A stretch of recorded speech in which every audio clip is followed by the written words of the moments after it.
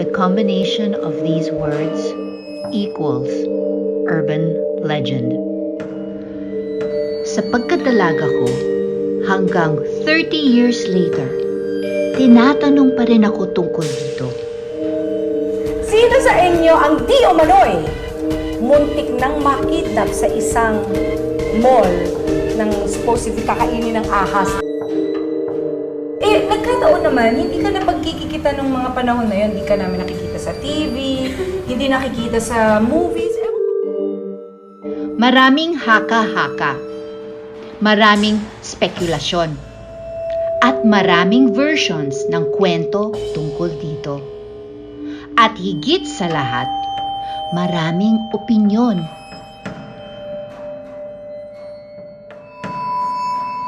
Remember the Alice Dixon Robinson Smith? What if I tell you it's all true? Hindi ko alam eh. Sabi nila rumors lang yun. Feeling ko pa rin totoo. I think a rival mall planted that story to get the people out of Robinsons because Robinsons was super popular in the 80s. Snake Man of Alice Dixon. I think it's true. Kasi dati ko na balita mo. Matagal ka ba nag-work dito? Bali, na po, 3 years. 3 years. Ano narinig mo? Na meron daw po talagang physical natin. Saan? Sa Robinsons po. So natatakot ka pag papasok ka? Hindi naman po. Hindi ka natatakot. Pero at sa tingin mo meron. Hindi mo na-encounter? Totoo ba yung Robinsons Galleria na Snake Man? Hindi naman ako naniniwala din mo. Bakit? Baka lang, panira lang. Panira lang. So wala ka narinig sa gabi? Wala naman. Sa mga naririnig ko, ma'am, parang naniniwala na parang hindi naman kasi sobrang imposible naman. May narinig ka bang kalampag dito? Nag-work ka ba dito sa gabi? Hindi po, ma'am. Pang-araw lang? Opo. Okay. So hindi ka natatakot? O natatakot? Pag naiisip ko po yung ganong kwento, syempre nakakatakot po. Pero kung hindi naman siya maririnig, hindi naman po. Pumapasok ka ba sa department store? Yes po, ma'am. Pumapasok ka sa dressing room ng department store? Ayon sa kwento-kwento, noong 1980s ay naging usap-usapan ang isang malaking issue na kinasangkutan ni Alice Dixon kung saan ayon sa aktres ay muntik na siyang mabiktima ng isang halimaw. Ito raw ay isang taong ahas kung saan ang kalahating bahagi ng itaas na katawan nito ay tao at ang kalahating parte ng katawan nito pababa ay ahas. Sabi sa usap, ito daw ay kakambal ni Robina Gokongwei. Unang usap-usapan dito na ang nagdadala raw ng swerte sa kanilang pamilya ay ang kakambal ni Robina Gokongwei na sinasabi na nangingitlog daw ng ginto. Kaya ayun daw ang dahilan na nagdadala ng kayamanan sa kanilang pamilya. Ayon nga sa mga Chinese, ang ahas raw ay nakakapagbigay ng swerte sa kanila, lalong-lalo na kapag sa negosyo. Makalipas ang taon, patuloy rin ang paglaki ng taong ahas na ito. At isa rin sa problema nito ay ang espasyo, hindi na sapat sa kanilang bahay. Kaya naman, plinano ng pamilyang Gokongwei na magtayo ng isang malaking mall na may malaking chamber para naman maging tahanan ng taong ahas. Sabi sa kwento, ang mga fitting room o bihisan ay may mga nakatagong kamera sa likod upang makita kung matitipuhan ba ito ng taong ahas. Napag-alaman na ang taong ahas daw ay mahilig raw sa mga magagandang babae. Gayunpaman ay madami siyang nagugustuhan na nagsusukat ng damit sa mga fitting room. Sa kadahilanan na ang sikat na aktres na si Miss Alice Dixon ay napag-alaman na nabiktima ng taong ahas. Pumunta siya sa fitting room o bihisan upang magsukat-sukat ng mga damit. Subalit parang may pakiramdam daw siya na parang may nakatingin sa kanya. Siya ay biglang nahulog sa baba papunta sa tinatawag nilang secret room. Pero ayon pa rin sa kwento, nakatakbo si Alice sa underground corridor at nakahanap ng lagusan palabas sa isang hotel na malapit sa Robinson's Galleria. Napabalitang binayaran si Alice Dixon ng pamilya Gokongwei ng 850 million pesos upang wag na itong magsalita patungkol sa kanyang nalalaman sa taong ahas.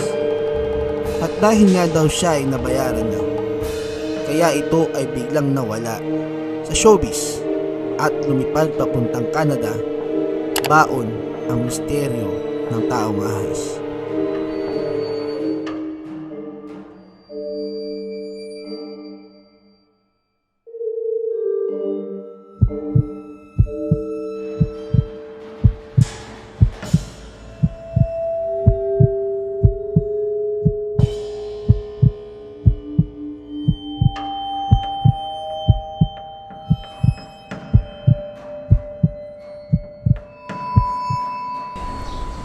What I remember on that particular day was I went to Robinson's Galleria mall and to the department store para mag-browse ng clothing. It wasn't a special day. In fact, it was like any ordinary day. At pagkatapos kong mamili ng mga damit na gusto ko, inassist ako ng isang sales lady and she directed me to the dressing room. I don't really even recall why I was in Robinson's. Kasi sa totoo lang nabibilang sa isang kamay yung ilang beses ako nakarating sa mall nung time na yon. Then somebody close to me and even a couple of fans said or reminded me that the incident actually took place when I was there on a movie shoot. I remember it actually being night. And production told me I needed to change my outfit or go into my costume. And they directed me to the bathroom sa labas ng department store on the 4th floor para magpalit ng damit. Natatandaan ko pa nga na may mga nag-oosyoso sa labas. And for some reason, as I was inside the bathroom, I said, "Tuklaw, tuklaw." Now, I don't really know kung bakit ko yun ginawa. Siguro kasi I was just being funny. I was trying to get a laugh sa mga kasamahan ko. I was just being young and silly. And also because yung time na yon, yung kasamahan ko sa pelikulang Jezebel na si Richard Gomez, he had a movie that came out called Tuklaw. At uso yan noon. A few days later, lumabas yung balita or gossip na kinagat ako or kinain ako ng malaking sawa sa loob ng mall. Lumabas pa ito sa headline ng tabloids and news. And one day or one morning after, my secretary told me na tumawag ang Robinson's representative. Gusto ako kausapin. But I believe siguro they wanted to ask me if I had made these comments and these accusations. But I dismissed it. And I went on with my business. However, the news did not die down. In fact, even months after, pag nakakausap ko yung mga Chinese, Filipino friends ko, they were saying na totoo nga, merong offspring na snake, na half snake ang Gokongwei. And of course, this was usap-usapan lang, right? Wala namang pruweba to this. This is where I believe the rumor started to build.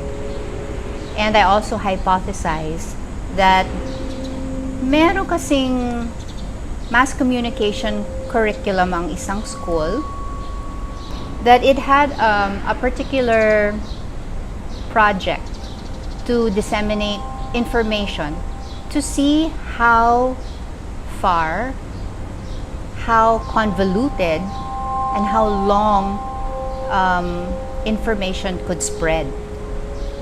And I believe they used this story.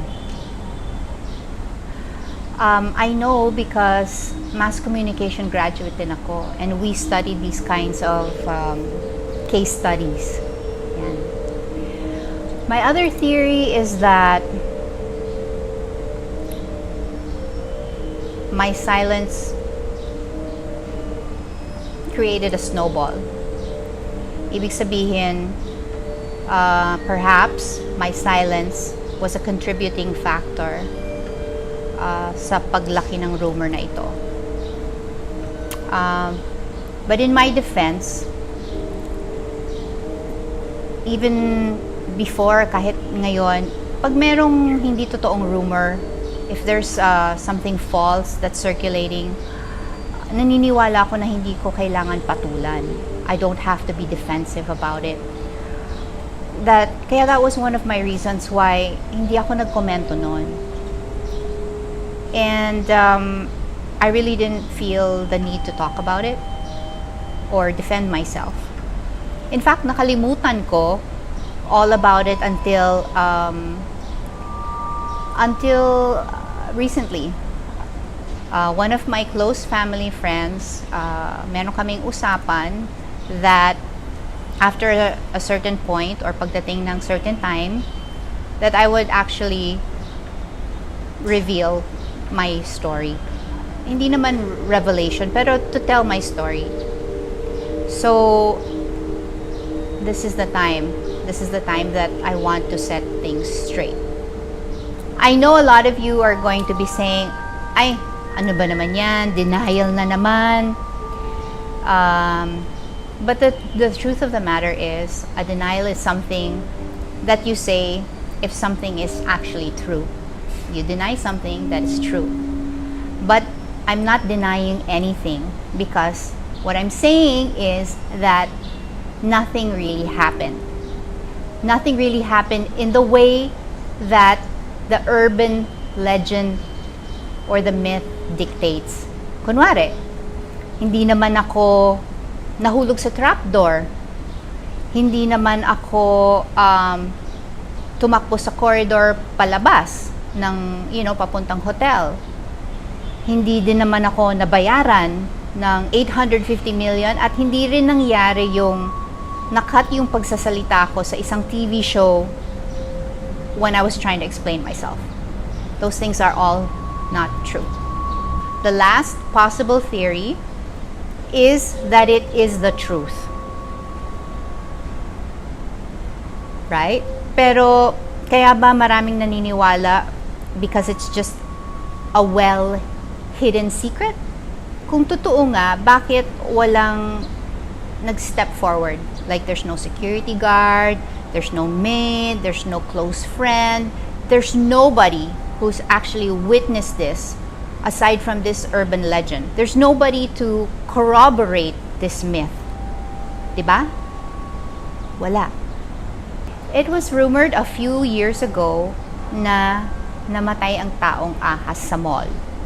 Lumabas pa nga ito sa YouTube and sa balita. Pero hindi natin ma-disprove yan or proof. However, kinontak ako ng Robinson's Galleria shortly after to participate in their digital ad campaign. Now, is this a coincidence? Well, kayo na lang po ang bahala mag-decide kung anong paniniwalaan nyo. If it is or if it's not. Basta, sinabi ko na sa inyo yung truth ko. I told you what happened. And hopefully, this is the first and last time I'm gonna need to explain myself or say anything about it.